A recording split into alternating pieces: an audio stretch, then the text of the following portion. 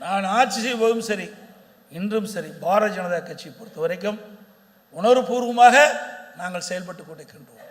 நான் ஆட்சி செய்கின்ற பொழுது பல்வேறு உதவிகளை மத்திய அரசிலிருந்து கிடைக்கப்பட்டது.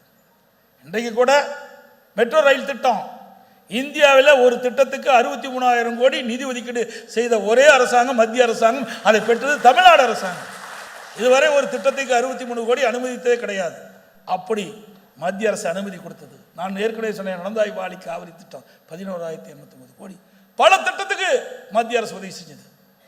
இந்திய தேசிய நெடுஞ்சாலை ஆணையத்தில் நிறைய சாலைகள் இன்றைக்கு விரிவுபடுத்தப்பட்டது, துறைமுகங்கள் விரிவுபடுத்தப்பட்டது, விமான நிலையம் தூத்துக்குடி திருச்சி விமான நிலையங்கள் விரிவுபடுத்தப்பட்டன. 2 நாளைக்கு முந்தி மதுரையில் சர்வதேச விமான நிலையம் என்று அறிவிக்கப்பட்டிருக்குது. இப்படி மத்திய அரசாங்கத்தில் இருக்கிற திட்டங்கள் எல்லாம் தமிழ்நாட்டுக்கு கொடுத்துக்கிட்டு தான் இருக்கிறாங்க. ஆனால் இதே காங்கிரஸ் ஆட்சி இருந்தது, என்ன ஒரு புதிய திட்டத்தை கொண்டாந்தீங்க? எவ்வளோ நிதி இந்த அரசாங்கம் பெற்றது? திமுக அரசாங்கம் 15 ஆண்டு காலம் மத்தியில் ஆட்சி அதிகாரத்தில் திராவிட முன்னேற்ற கழகம் மத்தியில் இருந்தது.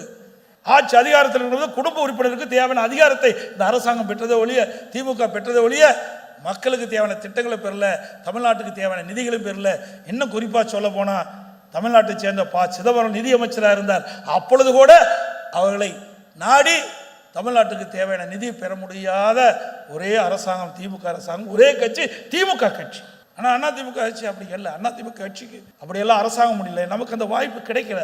இருந்தாலும் கிடைக்கின்ற வாய்ப்பை பயன்படுத்தி மத்திய அரசோடு இணைந்து செயல்பட்டு தமிழ்நாட்டு மக்களுக்கு தேவையான ஆக்கப்பூர்வமான திட்டங்களை பெற்று தேவையான நிதிகளை பெற்று தமிழ்நாடு வளர்ச்சி பெறுவதற்கு அடித்தளமாக விளங்கிய அரசாங்கம் அண்ணா திமுக அரசாங்கம், அண்ணா திமுக கட்சி.